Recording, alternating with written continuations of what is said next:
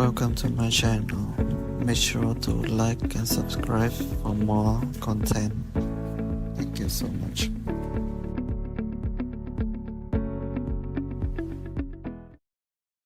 I'm Joshua. I'm 32 years old. And on the day I was supposed to be the happiest man alive, my father decided to teach me a lesson about loyalty by leaving 3 rows of chairs completely empty. Before I tell you how that empty row led to me watching my father get escorted off my property by police officers he called himself, let me know where you guys are watching from in the comments. I read every single one. The air at the vineyard was thick, humid, and smelled faintly of rain and fermentation. It was a beautiful location, overlooking a lake that usually made me feel calm. But standing there at the altar, adjusting my cufflinks for the 10th time, I didn't feel calm. I felt a cold pit in my stomach that had nothing to do with pre-wedding jitters. My best man, Andrew, leaned in. He's a guy I've ridden with in the ambulance for 5 years. We've seen car crashes, heart attacks, and overdoses together. Nothing rattles him, but he looked rattled now. "Josh," he whispered, keeping his voice low so the guests in the second row wouldn't hear. "It's 5 minutes past start time. Are we waiting for them?" I looked out at the crowd. My wife, Sarah, has a huge family. They filled the left side of the aisle. A sea of cousins, aunts, uncles, and grandparents. They were buzzing with excitement, smiling, taking photos. Then I looked to the right. My friends were there. My colleagues from the station were there. But the first 3 rows, the rows reserved for immediate family, were empty. Just white wooden folding chairs staring back at me. I had placed small bouquets of lilies on the end of each row. My mother loved lilies. I thought, maybe if she saw them, she'd soften up. Maybe she'd tell my father that this feud had gone on long enough. But the lilies just sat there, wilting in the humidity. "No," I told Andrew, my voice sounding steadier than I felt. "We aren't waiting. They aren't coming." Andrew gave me a tight nod. He squeezed my shoulder, a firm, grounding grip, and signaled the officiant. The music started. Sarah walked down the aisle, and she looked breathtaking. For a moment, the anger vanished. She was the one person who truly knew me, the one who knew how much those empty chairs hurt, and yet she looked at me with enough love to fill the whole vineyard. We said our vows. I promised to protect her, to honor her. And as I said the words, I realized I was also making a promise to myself. I was done chasing people who didn't want to be caught. The ceremony ended. We walked back up the aisle as husband and wife. People cheered. Rice was thrown. But as we turned the corner to head toward the reception tent, the facade cracked. I pulled my phone out of my tuxedo pocket. I told myself I was just checking the time, but I knew I was lying. I was checking for a text, a call, an excuse, maybe a flat tire, maybe a medical emergency. Anything was better than the silence of choice. There was a notification. My heart jumped into my throat. It was from Dad. I stopped walking. Sarah stopped with me, her hand gripping mine. "Is it them?" she asked, her voice soft. I opened the message. There was no "congratulations." No "sorry we missed it." No "I hope the weather held up." The text read, "Since you saved so much money by not having a family at your wedding, you will pay the deposit for Caleb's venue. It is only fair. I need $8,400 transferred by Tuesday. Do not embarrass us." I stared at the screen. The numbers blurred. $8,400. "Josh?" Sarah asked, leaning in to look at the screen. She read it, and I felt her body stiffen next to mine. He sent you an invoice? On our wedding day?" I let out a laugh. It was a dry, humorless sound that frightened me a little. "Yeah, he did." My father, Thomas, was a man of logic, or at least his own twisted version of it. To him, relationships were transactional. I was the investment that was supposed to pay dividends. Caleb, my younger brother, was the luxury asset that needed maintenance. Caleb was getting married in August, 2 months from now. He wanted a reception at the Grand Hotel downtown, a place where plates started at $150 a head. I had chosen a vineyard specifically because it was beautiful but affordable. We paid for everything ourselves. Every dime. He thinks because they boycotted me, I said, my voice trembling with a rage I hadn't let out in years, that I saved money on their dinners, and therefore that money belongs to Caleb. That's not how this works, Sarah said, her eyes flashing. That's not how any of this works. Josh, don't you dare reply. I won't, I said. I shoved the phone back into my pocket. Not today. Today is about us. We went into the reception. We danced. We drank champagne. I smiled for photos. I shook hands with Sarah's Uncle Bob, who told me I was a good man and welcomed me to the family. I held it together, but in the back of my mind, that text message was burning a hole in my pocket. $8,400. It wasn't just the money. It was the entitlement. My father was a retired fire captain. He was a pillar of the community. Everyone respected Thomas. They saw the hero who ran into burning buildings. They didn't see the man who ran his household like a dictatorship. They didn't see the man who had conditioned me, since I was 16, to believe that my worth was measured in how much I could provide for the family. I remembered when I got my first job bagging groceries. Dad took 40% of my paycheck. Room and board, he called it. I was 16. When Caleb got his first job at 20, Dad let him keep every cent because Caleb needs to enjoy his youth. I looked across the dance floor at Sarah, laughing with her bridesmaids. She deserved better than a husband who was a doormat. I walked over to the bar and ordered a bourbon. Neat. Andrew walked up next to me. You okay? He asked. My dad wants me to pay for Caleb's wedding venue, I said flatly. Andrew choked on his beer. You're kidding. He didn't show up to yours. But he wants you to fund his. He says it's only fair because I saved money on their plates. Andrew set his beer down hard on the counter. That's not fairness, Josh. That's a shakedown. You know that, right? That's extortion.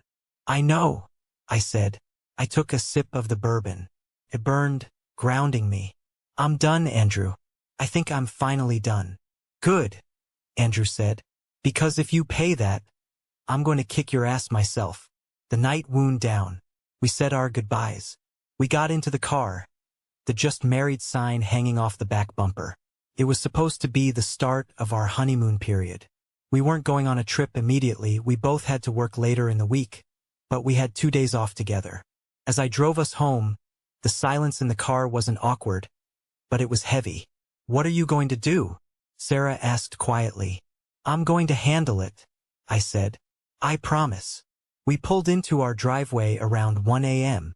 It was a modest house, a fixer-upper we had bought 3 years ago. I loved this house. It was the first thing I had ever owned that didn't have my father's name attached to it, or so I liked to tell myself. I unlocked the front door and carried Sarah over the threshold, trying to keep the tradition alive despite the mood. She laughed, and for a second, things felt normal. Then we walked into the kitchen. There, sitting on the center island, was a can of beer. Specifically, a cheap, generic brand of light beer. The kind my father drank. I froze. Sarah gasped. Did we leave that out? She asked. We don't drink that brand, I said, my voice dropping an octave. I walked over to the counter. Next to the beer can was a set of keys. My spare house keys. The ones I had given my mother for emergencies 3 years ago. My father had been here. While we were at our wedding, the wedding he refused to attend, he had let himself into my house. He had sat in my kitchen, drank a beer, and left his keys on the counter. It was a message. I can come and go as I please. You can't lock me out. The text message was the demand. The keys were the threat. I looked at Sarah. Her face was pale. He was here? In our house? Yeah. I don't feel safe, Josh, she whispered. That broke something inside me. Hearing my wife say she didn't feel safe in her own home because of my father. I pulled out my phone again. I opened the banking app. What are you doing? Sarah asked. He wants a transfer, I said. I'm giving him a transfer. I navigated to the transfer page. I selected my father's account, the one I had sent thousands of dollars to over the years for family emergencies. car repairs, and medical bills that insurance supposedly didn't cover. I typed in the amount, $1. In the memo line, where I usually wrote, love you or for the bills, I typed, best wishes for Caleb. You are going to need it. I hit send. Then I opened Google and searched for 24-hour locksmith. Pack a bag for the night, I told Sarah. We aren't sleeping until this house is secure. Josh, it's 1:30 in the morning, she said. I don't care, I replied, dialing the number. Nobody enters this house again without my permission. The subscription to my life is canceled. The phone rang 3 times before a groggy voice answered. Citywide lock and key, this is Nicholas. I need an emergency rekey, I said, cutting straight to the chase. Exterior doors, all of them, deadbolts and handles. There was a pause on the other end, the sound of shifting sheets. Sir, it's almost 2 in the morning. Emergency rates are double. You sure this can't wait until sunlight? I don't care about the cost, I said, looking at the beer can on my counter like it was a radioactive isotope. I need you here now. I'll pay triple if you can be here in 20 minutes. On my way, Nicholas said, the sleep instantly gone from his voice. I hung up and turned to Sarah. She was holding the spare keys my father had left, the physical manifestation of his dominance. He hadn't just left them, he had displayed them. He wanted me to know that my privacy was a privilege he granted, not a right I possessed. I'm going to check the rest of the house, I told her. Stay here. I walked through the hallway, checking every room. The guest room, the bathroom, our bedroom. Nothing seemed disturbed, but the air felt heavy, tainted. I opened my closet. My clothes were shifted slightly. Had he gone through my pockets? Had he looked for financial documents? I checked the small safe in the floor of the closet. It was still locked. I went back to the kitchen. He didn't take anything, I said. He just wanted to mark his territory. Sarah was angry now. The shock had worn off. He skipped our wedding to break into our house? Who does that, Josh? What kind of father does that? The kind who thinks he owns his children, I muttered. 20 minutes later, a van pulled into the driveway. Nicholas was a big guy, bearded, wearing a jumpsuit that had seen better days. He looked at me, then at Sarah, then at the beer can I still hadn't thrown away. Break-in? He asked, hauling a toolbox out of his van. Family, I said. Nicholas nodded slowly. Ah, sometimes that's worse. He went to work. The sound of the drill biting into the metal of the front door was the loudest thing in the neighborhood. Where's ZZT? To me, it sounded like freedom. It sounded like chains breaking. As Nicholas worked, my phone pinged. It was Dad. He must have received the notification from the bank. Text. Is this a joke? I see $1. You missed a few zeros. Fix it. Now. I didn't reply.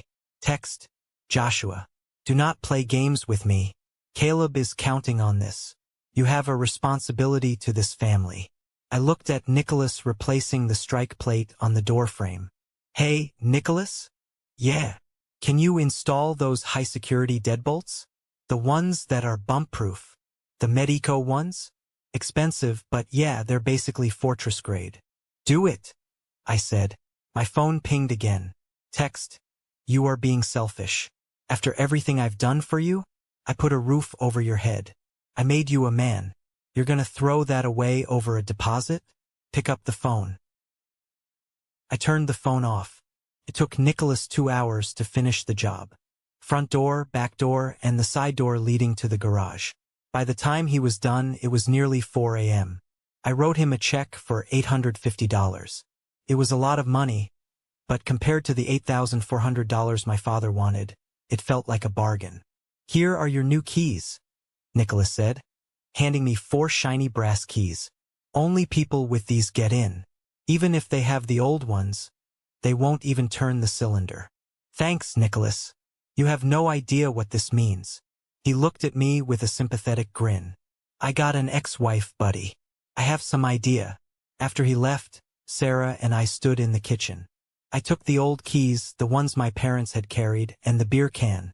I walked out to the garage, tossed them into the trash bin, and wheeled the bin out to the curb. Trash day was tomorrow. Felt poetic. We didn't sleep much that night. We lay in bed, listening to the house settle.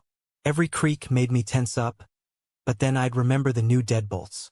The next morning, the fallout began. I turned my phone back on around 9 a.m. 17 missed calls, 12 texts. For voicemails, most were from Dad. 2 were from Caleb. 1 was from Mom. I listened to Mom's voicemail first. Her voice sounded shaky, small. "Joshua, please. Your father is very upset. Just send the money. You know how he gets. We don't want any trouble. Just do the right thing for your brother." That was Mom. The peacekeeper. The enabler. She never yelled. She never demanded. She just guilt-tripped. She made you feel like you were the one causing the chaos by refusing to submit to the tyrant. I deleted it. Then I listened to one from Caleb. "Bro, seriously? The venue needs the check by Tuesday or we lose the date. Dad says you're holding out. Don't be a dick, man. You know I'm good for it. I'll pay you back later." I laughed out loud. Caleb had never paid anyone back in his life. He was the golden child. The sun rose and set on his whims. I sat down at the kitchen table with a cup of coffee. Sarah was sitting opposite me, scrolling through her iPad. "They're blowing up my phone too," she said without looking up. "Your dad texted me. He said I need to talk sense into you." "Block him," I said. "Already did." She looked up, her eyes fierce. "So what's the plan? Because they aren't going to stop." "I know," I said. "The plan is simple. We go to work. We live our lives. And we don't give them a dime. Not one single cent. They know where we live, Josh. Let them come," I said, though my stomach churned at the thought. "I want to see them try to get in with those keys." I spent the rest of the day in a state of hypervigilance. I expected my father's truck to roar up the driveway at any moment. But Sunday came and went quietly. The silence was almost worse than the yelling. It was the silence of a predator stalking its prey. Monday morning, I went back to work at the station. I'm a paramedic. It's a job that requires focus. You can't be thinking about your family drama when you're trying to intubate a guy in the back of a moving rig. Andrew was my partner that shift. As we checked the equipment in the ambulance, he looked at me. "You look like hell, Josh." "Thanks. Slept about 3 hours." "Did you pay him?" "I sent him $1, I said. Andrew stopped checking the oxygen tank. He grinned, a slow, wide grin. "You sent him $1? That's legendary. And also, dangerous. Thomas doesn't like being mocked." "He broke into my house, Andrew. Left a beer can on the counter." Andrew's face darkened. "Okay, so we're past family dispute and into criminal trespassing territory." I changed the locks. "Good. But watch your back. People like your dad. When they lose control, they try to burn everything down." Andrew was right. I just didn't know how right he was. Tuesday passed. The deadline for the venue deposit. My phone was surprisingly quiet. No calls. No texts. Wednesday came. Still nothing. I started to relax. Maybe they had given up? Maybe they found another sucker to pay for the wedding? Maybe, just maybe, my father had realized he pushed too far? I was naive. On Thursday afternoon, I came home from a 24-hour shift. I was exhausted. I parked my car, a beat-up sedan with 150,000 miles on it, next to Sarah's compact SUV. I walked to the mailbox. It was stuffed full. I flipped through the mail. Junk, bill, and then a thick envelope. Certified mail. Return address. The law offices of Davison and Associates.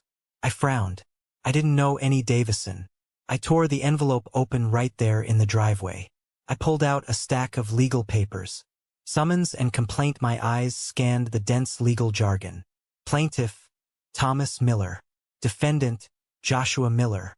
My hands started to shake. Count 1, fraud.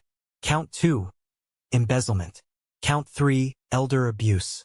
I leaned against my car, feeling the blood drain from my face. Allegation. The defendant, Joshua Miller, utilizing his medical access and undue influence, did fraudulently alter the life insurance beneficiary designation of the deceased grandmother, Eleanor Miller, thereby misappropriating funds in the amount of $16,800. I gasped. $16,800. My grandmother had died 2 years ago. She left me a small policy, just enough to cover her funeral and a little extra. I had used that money exactly as she asked, for her burial and to pay off some of her remaining debts. But the number, $16,800. That was exactly double the $8,400 my father wanted for Caleb's wedding. He wasn't just suing me. He was trying to frame me. He was accusing me of stealing from a dead woman to destroy my reputation, jeopardize my paramedic license, and force me to settle. He didn't want justice. He wanted leverage. I looked at the house, my fortress with the new locks, kept him out physically, but he had found a way to break in legally. You want a war, Dad? I whispered to the empty driveway. Okay, you got one. I walked inside and threw the legal papers on the kitchen table. The heavy thud they made felt like a gavel coming down on my life. Sarah walked in a moment later, saw my face, and then saw the papers. She didn't ask. She just picked them up and started reading. Elder abuse? She whispered, horrified. He's accusing you of elder abuse? You were the only one who visited Nana in the nursing home. You were the one who spoon-fed her when her hands shook too much. He knows that, I said, pacing the kitchen. He doesn't care about the truth. He cares about the license. That was the kicker. In my state, if you have a pending charge or a civil judgment involving fraud or elder abuse, your paramedic license is automatically suspended pending investigation. If I lost my license, I lost my income. If I lost my income, I couldn't pay the mortgage. He was going for the jugular. Why? Sarah asked, tears welling in her eyes. Why does he hate you this much? He doesn't hate me, I said, stopping my pacing. He just thinks I'm a tool that stopped working. And when a tool stops working, you hammer it until it does. To understand why this was happening, you have to understand the money. In my family, money wasn't currency. It was a weapon. 6 years ago, I wanted to go to paramedic school. The program cost $12,350. I didn't have the credit for a loan yet because I was young and Dad had never let me build any financial history. Dad stepped in. I'll pay it, he said. He played the benevolent patriarch. I'll cover your tuition. You focus on your studies. I thought he was being a father. I was wrong. He was being a loan shark. The moment I graduated and got my first job, the repayment plan started. But it wasn't just the $12,350. He added interest. He added administrative fees. He added the cost of gas he used to drive me to class twice. For 3 years, I paid him $500 a month. Every month. If I was a day late, he would show up at my station and make a scene in front of my captain. A man pays his debts, Joshua, he'd bellow. I calculated it once. I had paid him back nearly $18,000 for a $12,000 loan. Meanwhile, there was Caleb. When Caleb turned 21, while I was eating ramen noodles to pay Dad's vig, I pulled into the driveway for Sunday dinner and saw it. A brand new Porsche Macan. Black, shiny rims, a red bow on the hood. Caleb was jumping up and down, screaming. Mom was clapping. Dad was beaming with pride, his chest puffed out. Whose car is that? I had asked stupidly. It's Caleb's birthday gift. Mom chirped. Isn't it gorgeous? I looked at Dad. You bought him a Porsche? You told me last week you were tight on cash when I asked to defer my payment. Dad's face hardened. This is different, Joshua. Caleb needs a reliable vehicle to get to his internships. Image matters in business. Caleb didn't have an internship. Caleb was a freelance DJ who worked maybe 2 weekends a month. I drive a 10-year-old Honda that leaks oil, I said. And I'm paying you $500 a month for school. Did Caleb pay for this? Dad stepped close to me, invading my personal space. You are the older brother. You are supposed to sacrifice. Caleb is delicate. He needs help. You have a trade. You can work. Don't be jealous, it's ugly. Jealousy? No, It was rage. That was the day I realized the rules were rigged. I was the draft horse. Caleb was the show pony. 6 months ago, I finally snapped. I took out a personal loan from a credit union. Sarah helped me co-sign, and I wrote Dad a check for the remaining balance of the tuition, plus an extra $1,000 just to shut him up. I sent it via certified mail with a letter, paid in full. Do not ask me for money again. He never cashed the check. He tore it up and told me, I don't want your bank money. I want you to respect the weekly payments. It builds character. I stopped paying him anyway. That was when the Cold War started. That was why the rows were empty at my wedding. And now this lawsuit. We need a lawyer, I told Sarah. A real one, not the guy who did our closing. We don't have money for a high-end litigator, Josh, she said, looking at our budget spreadsheet on the fridge. We have the house fund, I said. The renovation money. That's for the nursery, she said quietly. We had been trying to get pregnant. We wanted to fix up the spare room. I looked at her, and my heart broke. I know, but if I lose my license, there won't be a nursery. There won't be a house. She closed her eyes, took a deep breath, and nodded. Okay, find the shark. I called Andrew. Who's that lawyer you told me about? The one who got the EMT off that negligence charge last year. Lincoln, Andrew said immediately.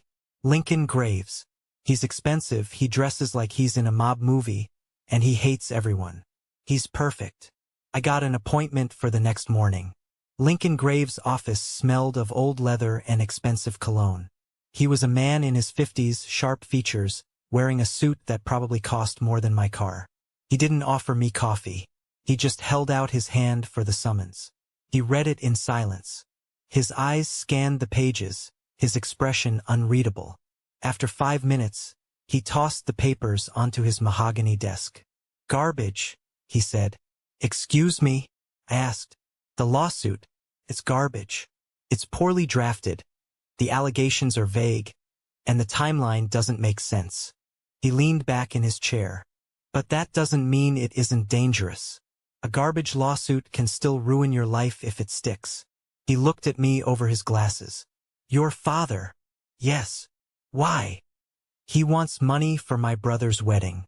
I refused. Lincoln let out a short, sharp bark of laughter. Ah, the golden child syndrome. I see this in probate court all the time. But suing for insurance fraud while the mother is still alive. That's bold. Or stupid. He says I forged Grandma's signature to change the beneficiary to myself. Lincoln tapped his pen on the desk. Did you? No. Grandma changed it herself 6 months before she died. She knew my dad would spend it on Caleb's gambling debts or cars. She wanted to make sure her funeral was paid for. Can you prove it? I have the original policy documents. And the notary log. Good. Lincoln stood up. Here's what we're going to do. We aren't just going to defend this. We are going to countersue. Abuse of process, defamation, and intentional infliction of emotional distress. We are going to make it so painful for your father that he will wish he never learned how to text. I just want him to leave us alone, I said. No, you don't, Lincoln said, his eyes cold. You want to win, because men like your father don't stop until they are beaten. They view mercy as weakness. Do you want to be weak, Joshua? Or do you want to be free? I thought about the empty chairs. I thought about the beer can. I thought about Sarah scared in her own kitchen. I want to be free, I said. Then write me a retainer check for $5,000, Lincoln said. And tell your father absolutely nothing. I left his office feeling lighter, but also terrified. I had just declared total war on my own family. I thought things would move slowly. Legal battles usually take months. But my father wasn't patient. He realized I wasn't responding to the summons immediately, so he decided to escalate. He decided to come for the house. Saturday morning, 7:15 a.m. I was in the kitchen making coffee. The sun was just coming up, casting long shadows across the lawn. It was supposed to be a peaceful weekend. Then I saw the flashing lights reflecting off the kitchen window. Blue and red. My stomach dropped. I walked to the front window and peered out through the blinds. There was a sheriff's cruiser parked at the curb, and right behind it my father's pickup truck. My father was standing on the lawn, gesturing wildly. Next to him was Mom looking at the ground, and facing them was a deputy sheriff. "Sarah," I yelled, running to the hallway. "Wake up, they're here." Sarah stumbled out of the bedroom, wearing her robe. "Who?" "Dad, Mom, and the cops." "The cops? Why?" "I don't know. Stay inside. Keep your phone recording." I opened the front door and stepped out onto the porch. The morning air was cool, but I was sweating. As soon as Dad saw me, he pointed a finger like a weapon. "There he is. That's the thief. That's the squatter." The deputy turned to look at me. It was Isaiah. I knew him. Not well, but we had been on scenes together. He was a decent guy, strict but usually fair. "Morning, Isaiah," I said, trying to keep my voice calm. I walked down the steps, stopping halfway. I didn't want to go down to their level. I wanted the high ground, literally.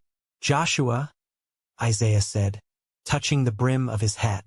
He looked uncomfortable. "Your father called us. He has a complaint regarding access to the property." "Access?" I looked at Dad. He was red-faced, vibrating with anger. "He changed the locks," Dad shouted. "I tried to come in to get my tools from the garage, and my key wouldn't work. I own this house. He has no right to lock me out of my own property." He held up a piece of paper. "I have the deed right here. I co-signed for this house. It's my asset." I looked at Mom. She wouldn't meet my eyes. She was wringing her hands, a nervous habit she'd had for years. She knew this was wrong, but she was too afraid to stop him. "Is this true, Joshua?" Isaiah asked. "Is his name on the title?" "He co-signed the mortgage 3 years ago," I said, "because the bank required it at the time." "Ha!" Dad yelled triumphantly. "See? Co-signed. That means I'm an owner. And under state law, you cannot lock an owner out of the primary residence. Arrest him for illegal eviction." He was enjoying this. He was performing for the neighbors. I saw Ryan, my next-door neighbor, peeking out from behind his curtains. Dad thought he had me checkmated.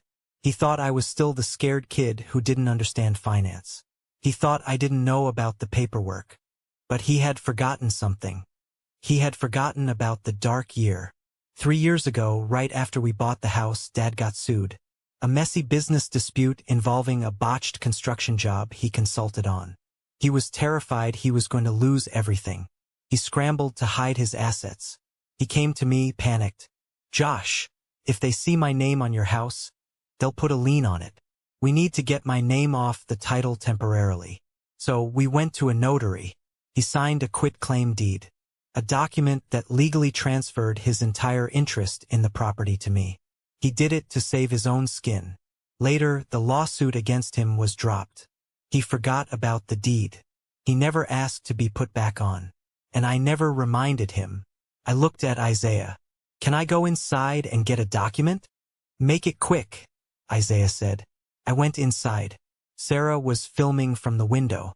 "You got this?" she asked. "Watch this," I said. I went to the safe. I pulled out the file marked house. I found the quitclaim deed, stamped, notarized, and recorded with the county clerk.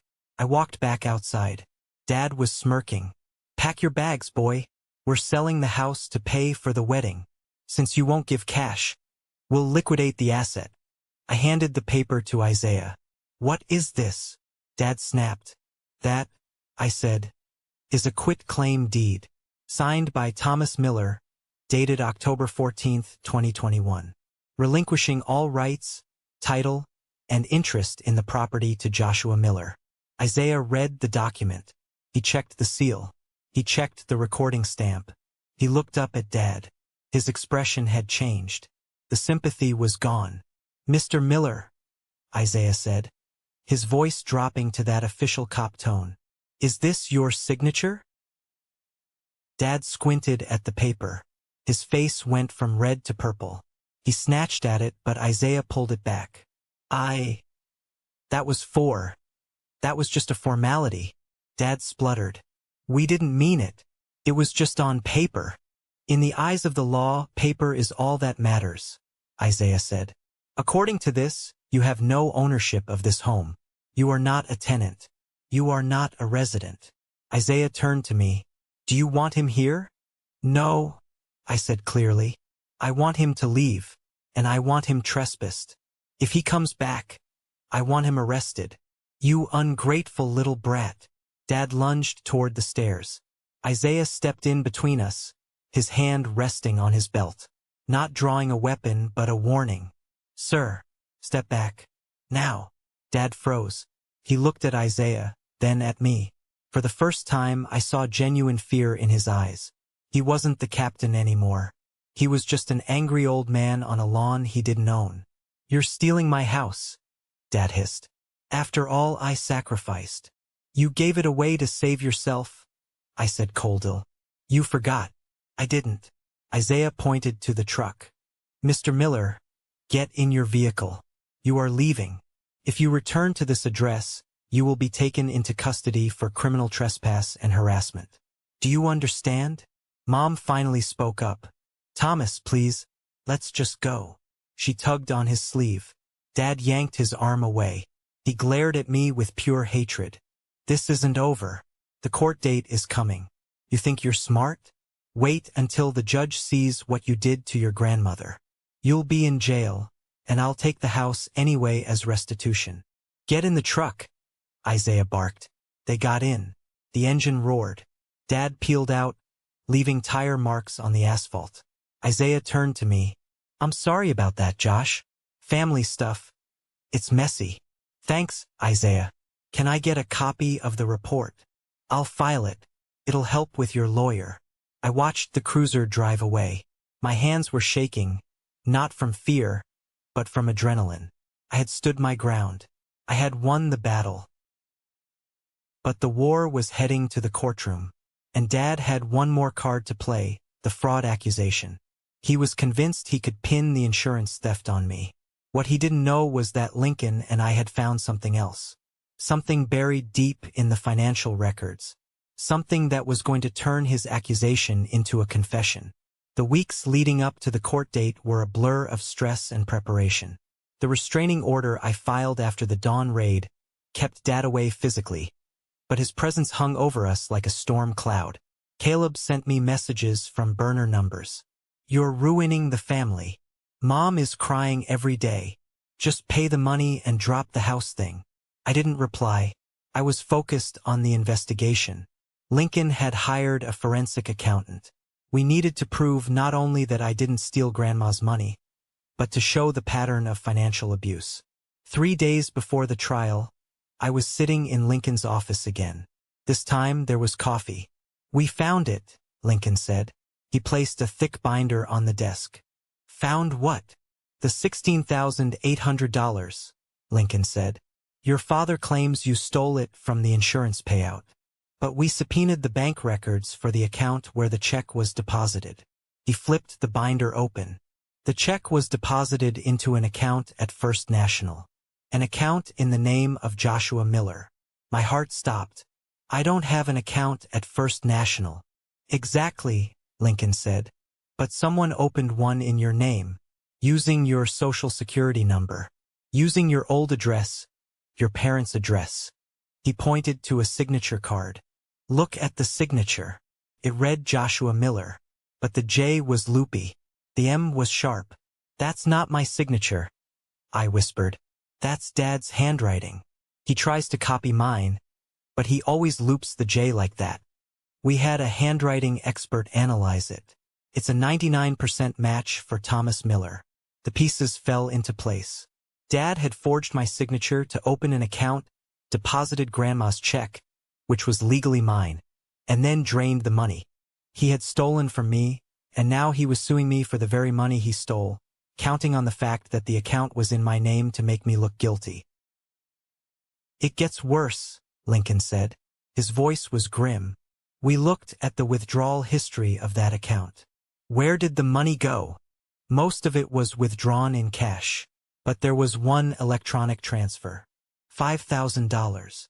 To who? To a luxury car rental agency. Exotic and Elite Rentals. I frowned. Why would Dad rent a car? He has his truck. Check the date, Lincoln said. I looked. The transfer was dated 2 weeks ago. 2 weeks ago. I murmured. Then it hit me. Caleb's bachelor party weekend. He had posted photos on Instagram posing with a Lamborghini. I thought he was just posing with a stranger's car. He used the stolen insurance money to rent a Lamborghini for Caleb, I said, my voice shaking with disbelief. He stole my inheritance from Grandma to let Caleb play rich kid for a weekend. And now he needs $8,400 to cover the wedding deposit because the well has run dry, Lincoln concluded. He robbed Peter to pay Paul, and now he's trying to sue Peter to pay Paul again. I sat back in the chair. I felt sick. It wasn't just greed. It was a complete lack of humanity. I was livestock to him. This isn't just a civil defense anymore, Lincoln said. This is criminal identity theft. Fraud. Forgery. If we present this in court, your father isn't just losing the lawsuit. He's going to prison. He looked me in the eye. Are you ready for that, Joshua? Once we ring this bell, you can't unring it. He will go to jail. I thought about Mom. I thought about the holidays. I thought about the backyard BBQs that would never happen again. Then I thought about the empty chairs at my wedding. I thought about the accusations that threatened my career, the career I built to save lives. He was willing to destroy my ability to help others just to fund a party. He made his choice, I said. Ring the bell. The courthouse was freezing. They always are. It smells of floor wax and anxiety. I sat at the defendant's table next to Lincoln. On the other side, Dad sat with a lawyer who looked like he chased ambulances for a living. Ill-fitting suit, disorganized papers. Caleb was there too, sitting in the gallery, looking bored and annoyed, checking his watch. Mom wasn't there. I was grateful for that. The judge, Honorable Jonathan Hayes, was a stern man with reading glasses perched on the end of his nose. Case number 4922, the bailiff announced. Miller versus Miller. Dad's lawyer stood up. Your Honor, this is a clear case of elder financial abuse. The defendant, Joshua Miller, used his position as a paramedic to manipulate his dying grandmother and redirect her insurance funds to himself. We are asking for full restitution of $16,800 plus punitive damages. Dad nodded vigorously, looking at the judge with a practiced expression of sorrow. She trusted him, Dad said out of turn, and he robbed her grave. Mr. Miller, speak only when addressed, Judge Hayes snapped. Lincoln stood up. He didn't use notes. He just buttoned his jacket. Your Honor, the plaintiff's claims are entirely fabricated. Not only did my client not steal these funds, but we will prove that the plaintiff is the one who misappropriated them, using identity theft to frame his own son. A murmur went through the courtroom. Dad scoffed loudly. Liar. Evidence, Mr. Graves? The judge asked. Defense Exhibit A, Lincoln said, handing a folder to the bailiff. GPS records from the defendant's ambulance unit. Lincoln projected a map onto the courtroom screen. The plaintiff claims the funds were withdrawn in person at a branch in Springfield on November 12th at 2 p.m. Here is the GPS log for Joshua Miller's ambulance. At 2 p.m. on that day, Mr. Miller was responding to a cardiac arrest call on Interstate 95, 40 miles away from the bank branch. Unless Mr. Miller can teleport, he did not make that withdrawal. Dad's lawyer looked confused. He shuffled his papers. Well, he showed the transfer to Exotic and Elite Rentals.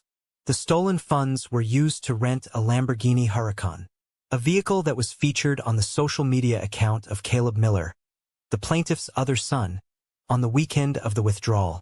Lincoln turned to face Dad. Mr. Miller, did you forge your son's signature to steal his inheritance and fund a luxury joyride for his brother? Objection. Dad's lawyer squeaked. I. Dad stammered. He looked at Caleb. Caleb was sinking low in his seat, his face pale. Mr. Miller, the judge said, his voice like thunder. I am looking at these documents. This looks like bank fraud. I am pausing these civil proceedings. Your Honor, Dad yelled, standing up. He owes me. I paid for his school.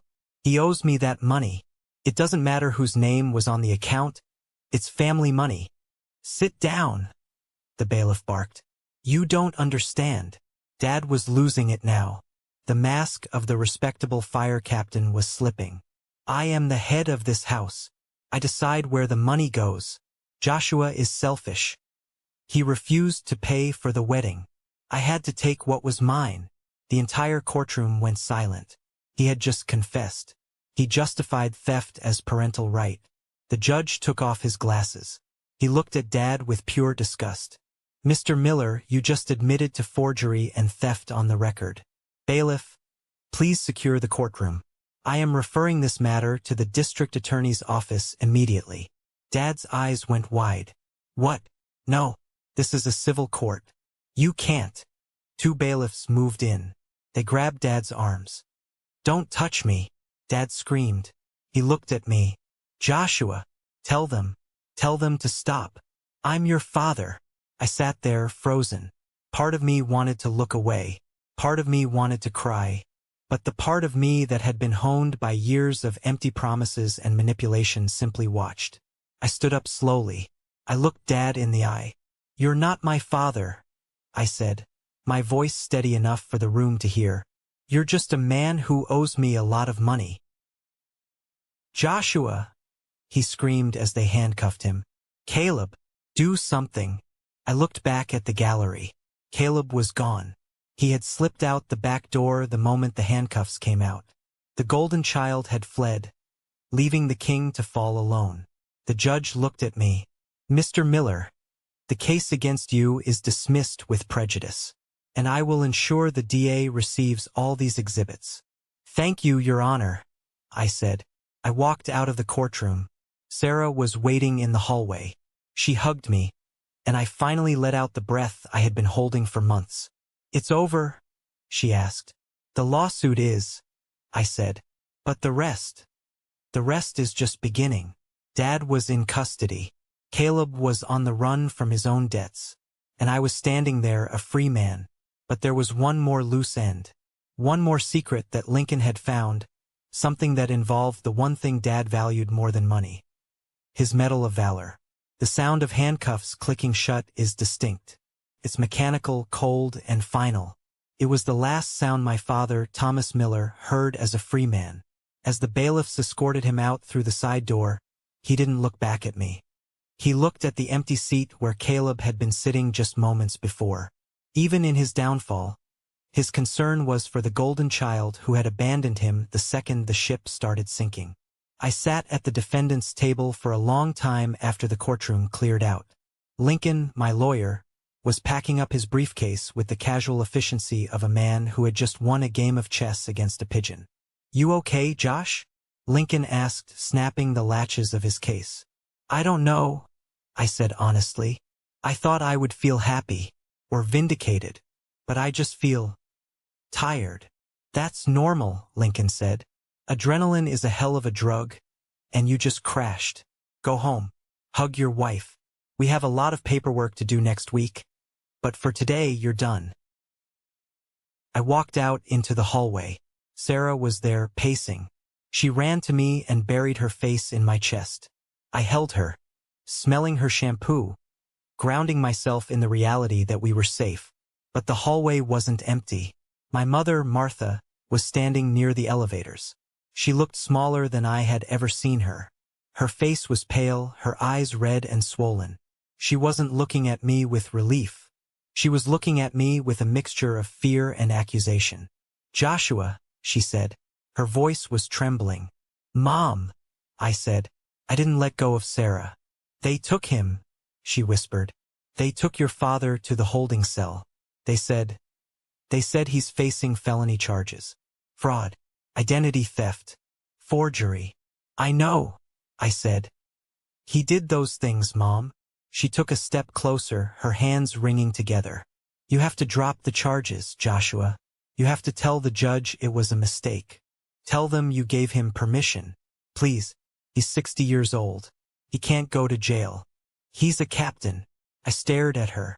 Even now, after everything, after the break-in, the stolen inheritance, the Lamborghini, the attempt to destroy my career, she was still protecting him. She was still asking me to set myself on fire to keep him warm. I didn't press the charges, Mom, I said, my voice flat. The state did. The judge did. I can't stop it even if I wanted to. And I don't want to. Her face twisted. How can you be so cruel? He's your father. He raised you. He put a roof over your head. He stole $16,000 from me, I said, my voice rising. He stole Grandma's money. He tried to take my house. He tried to get my paramedic license revoked. He didn't act like a father, Mom. He acted like a criminal. He did it for the family, she cried out. He did it for Caleb. Your brother needed help. And that makes it okay? I asked, incredulous. Sacrificing me for Caleb is okay? She didn't answer, but her silence was the loudest answer I had ever heard. In her world, yes, it was okay, because I was the resource and Caleb was the priority. Go home, Mom, I said. Call a lawyer for Dad, but don't call me. I took Sarah's hand and walked to the elevator. As the doors closed, I saw my mother standing there, alone, a relic of a dynasty that had just collapsed. The next few weeks were a slow-motion car crash for the Miller family. Lincoln kept me updated. The district attorney didn't go easy on Dad. The evidence was overwhelming. The GPS data, the handwriting analysis, the bank records, it was an open-and-shut case. Dad tried to plead not guilty initially, claiming I had verbally authorized it, but the exotic and elite rentals transaction was the nail in the coffin. No jury would believe I authorized my father to steal my grandmother's funeral money to rent a Lamborghini for my brother. Dad took a plea deal. 2 years in state prison, followed by 5 years of probation. And full restitution. But here was the kicker. Dad didn't have the money. He had spent it all on the rental, the deposit for Caleb's venue, and keeping up appearances. To pay the restitution and his own mounting legal fees, Dad had to liquidate his assets. I remember the day I drove past my childhood home. There was a for sale sign on the lawn. Not just any sign, but a foreclosure/bank-owned rider attached to it. It turned out, Dad had refinanced the house 3 times to pay for Caleb's lifestyle over the years. He had zero equity. When the legal bills hit, the house of cards fell. They lost the house. The house where I grew up, the house where Dad ruled like a king, was sold to pay for the crimes he committed against his own son. Mom moved into a small 1-bedroom apartment on the bad side of town. She refused to speak to me, which was fine. I didn't have anything left to say, but there was still one loose end. Caleb, the golden child.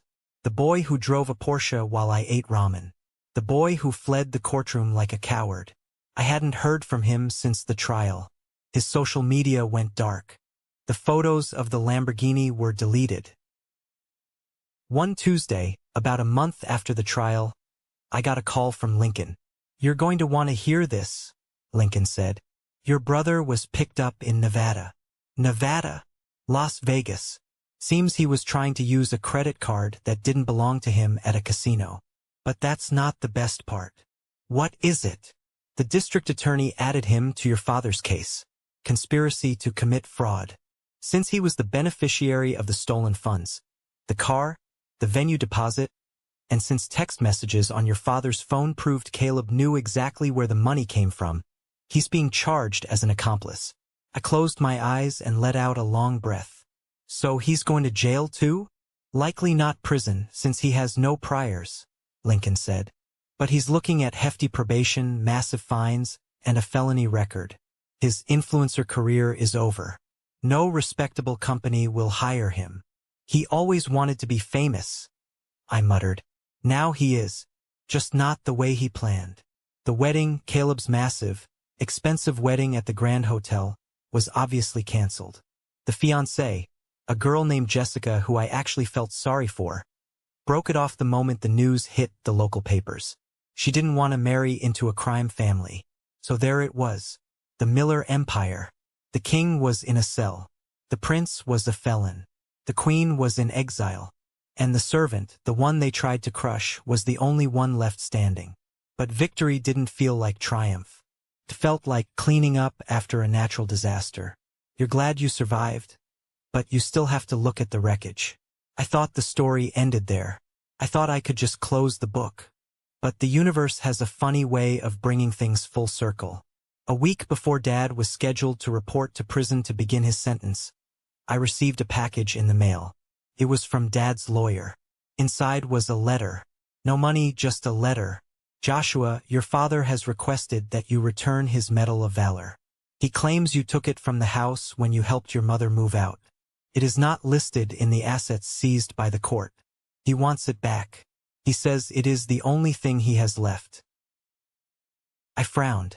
I didn't help Mom move out, I told Sarah. I haven't stepped foot in that house in months. Then where is it? Sarah asked. The Medal of Valor. It was the highest honor the fire department gave. Dad won it 20 years ago for pulling 2 kids out of a burning apartment complex. It was the centerpiece of his life. It hung in a shadow box in the living room. He polished the glass every Sunday. He defined himself by that medal. It was his shield against the world. Proof that he was a good man despite how he treated us behind closed doors. If it wasn't in the house and the court didn't take it, where was it?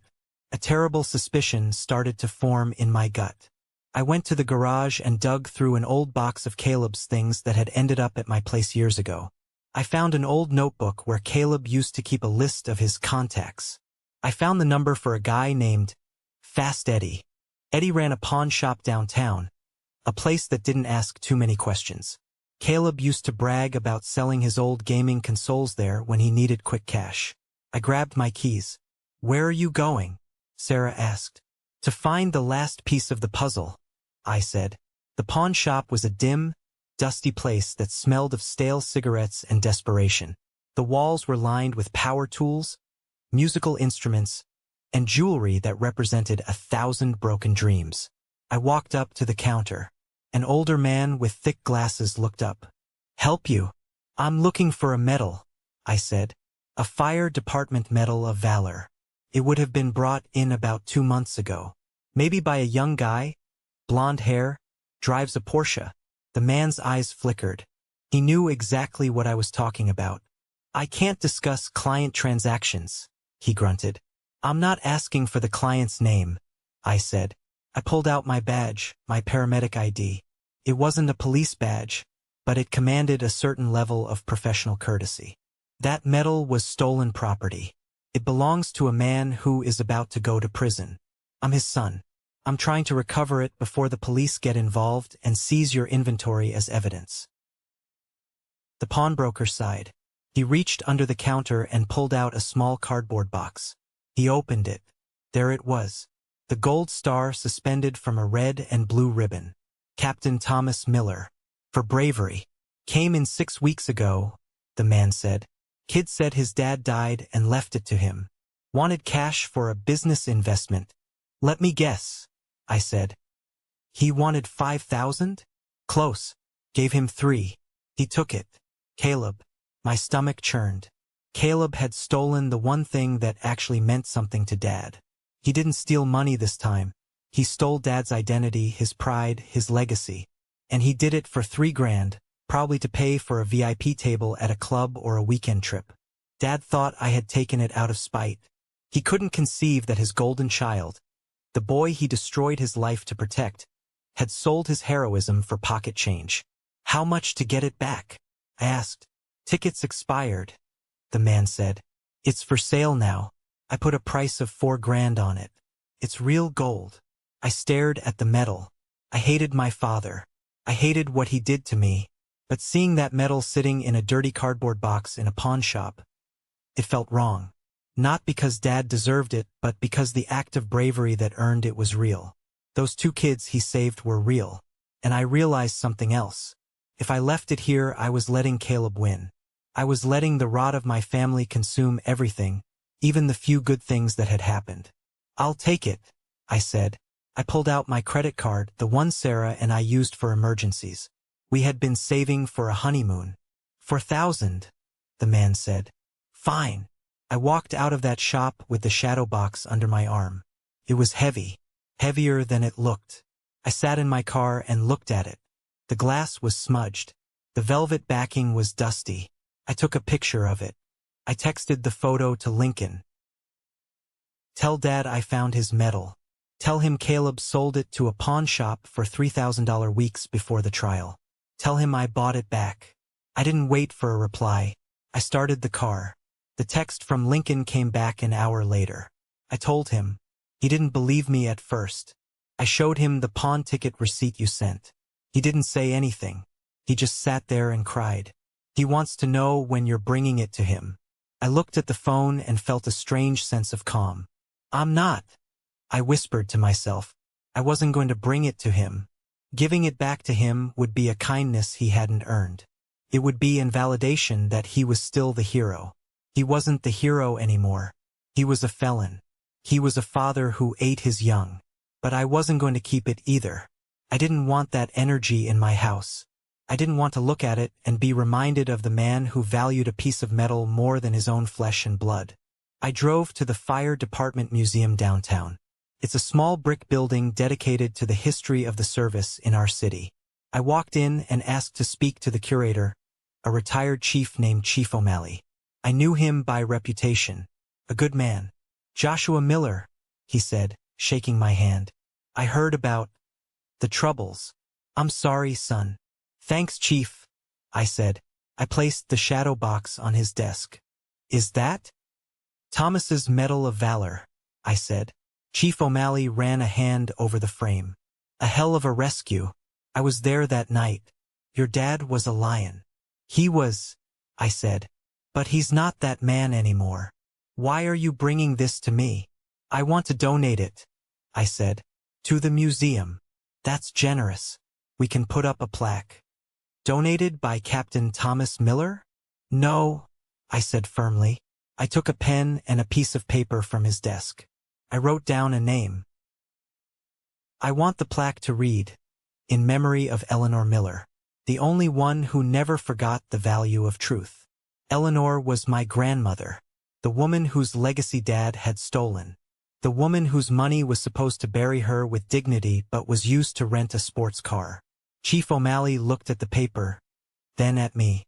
He didn't ask questions. He saw the resolve in my eyes. "We can do that," he said. "It'll be in the Hall of Honor." "Thank you, Chief." I walked out of the museum and the sun was setting. The sky was a brilliant streak of purple and orange. For the first time in years, the air didn't feel heavy. I drove home. When I pulled into the driveway, I saw Sarah sitting on the front porch. She had 2 glasses of wine and a bowl of popcorn. "You look different," she said as I walked up the steps. "I feel different," I said. "It's gone. The medal, the weight." I sat down next to her. We watched the streetlights flicker on. "Lincoln called," Sarah said. "He said your dad fired his lawyer after he found out about the medal. He's going into prison next week alone. No family seeing him off.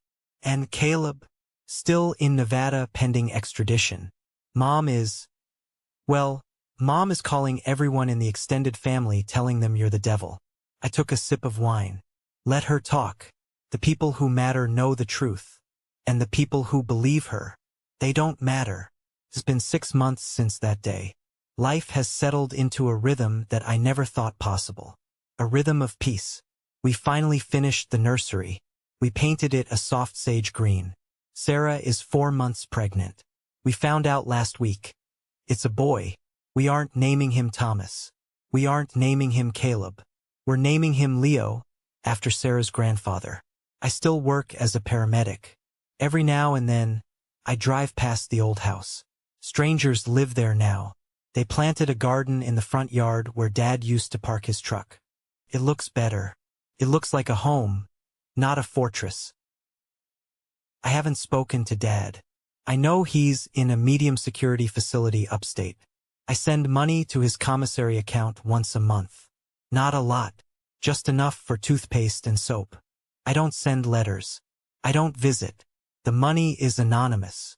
I do it not because he deserves it, but because I refuse to be the man who leaves someone with nothing. That's who he is. It's not who I am. Caleb is working at a car wash in Reno as part of his work release program. From what I hear, he hates it. Good. Character building. The empty rows at my wedding used to haunt me. I used to wake up in the middle of the night, seeing those white chairs and feeling the rejection in my bones. But now when I look back at my wedding photos, I don't see the empty chairs. I see the people who were there. I see Andrew, my best man, who stood by me when I was falling apart. I see my colleagues who covered my shifts so I could go to court. I see Sarah's family, who welcomed me without hesitation. And I see Sarah, the woman who stood in the kitchen while a locksmith drilled through the door at 2 a.m. and told me we would survive this. I realized that family isn't a static noun. It's a verb. It's something you do. You family people by showing up, by respecting them, by loving them without conditions or invoices attached. My father thought family was ownership. My brother thought family was a resource. My mother thought family was a cult of silence. I broke the cycle. My son will never know what it feels like to be an investment. He will never receive an invoice for his existence. He will never have to buy his own father's love. Last week, Andrew and I were responding to a call. An elderly man had fallen in his garden. His son was there, holding his hand, crying, telling him it was going to be okay. The love in that son's eyes was so pure, so terrified of loss. Andrew looked at me as we loaded the patient into the ambulance. "You gonna be that kind of dad, Josh?" I smiled. "Yeah, I am. I am Joshua Miller. I am a husband, a paramedic, and a father-to-be. I was abandoned by the people who were supposed to love me, and it was the best thing that ever happened to me. Because in the silence they left behind, I finally heard my own voice. And that voice said, 'You are enough.' If there is one thing I want you to take away from my story, it is this: toxic loyalty is not love. It is bondage. Many of us are raised with the belief that family is everything, and that we must endure abuse, manipulation, and disrespect simply because we share DNA with someone. My father used that belief as a weapon to control me and rob me, both financially and emotionally. He counted on my guilt to keep me in line. But the moment I sent that $1 transfer, I learned that the most powerful word in the English language is no. Saying no to family is terrifying. It feels like a violation of nature. But sometimes, it is the only way to save yourself. You are not a bank account. You are not a retirement plan. You are not a doormat. You deserve to be surrounded by people who celebrate your presence, not your utility. If you are sitting in a row of empty chairs right now, wondering why you aren't good enough for them, stop. Look around at the people who did show up. That is your family. I want to hear from you. Have you ever had to cut ties with a family member to save your own sanity? Was it the hardest thing you ever did, or the most liberating? Drop a comment below with your story, or if this resonated with you, just comment good. Let me know that we are in this together, breaking cycles and building better futures. Thank you for listening to my journey. Stay strong, stay safe, and remember, you hold the keys to your own life. Never give them away. Thank you so much for watching. Hope you enjoyed the video. Make sure to like and subscribe for new content.